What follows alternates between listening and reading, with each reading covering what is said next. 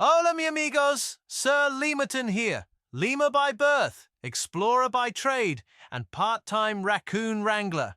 Today's tale takes us into the labyrinthine cathedral of your body, with a rather curious key, the fluoroscopic microscope. Now, this isn't your grandmother's dusty monocle from chemistry class. No. This is a marvel of modern magic.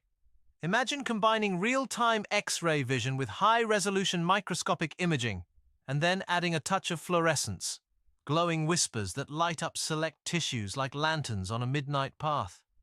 These scopes are relatively new, and my word, they're revealing things once thought invisible.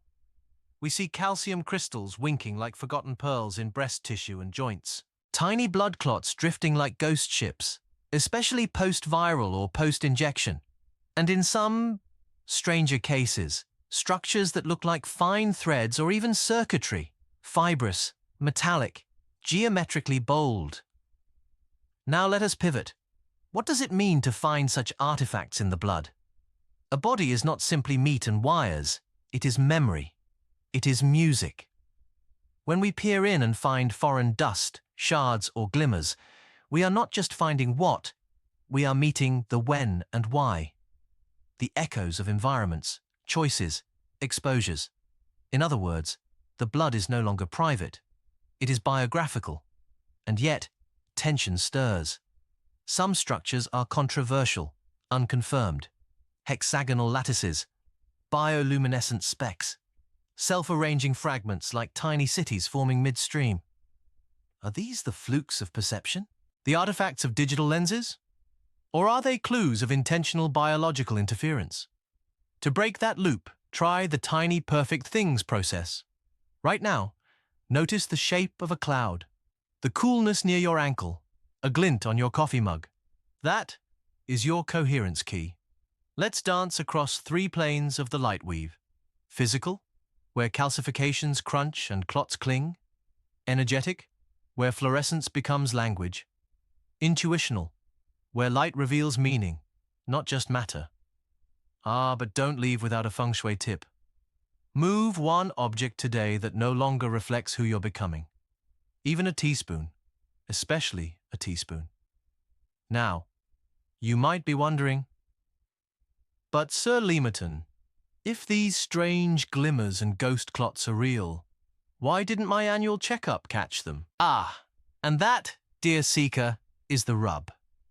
Conventional tests, like basic blood panels or standard MRIs, are like trying to spot bioluminescent plankton with sunglasses on.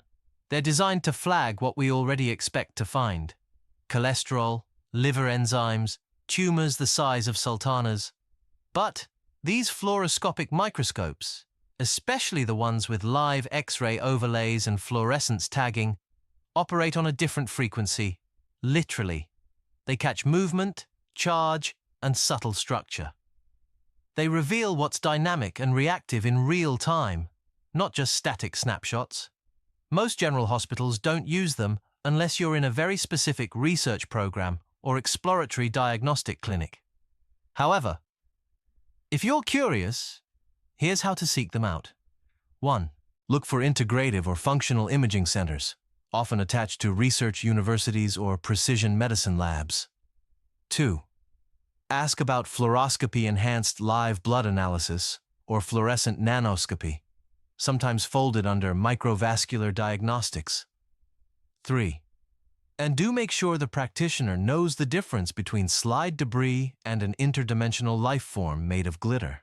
I cannot stress that enough. So yes, what these microscopes reveal is not always poetry. Sometimes it's pollution, foreign scaffolds, microgrit stitched into the fabric of our tissues, uninvited, unexplained. We didn't vote these things in. We didn't dream of them.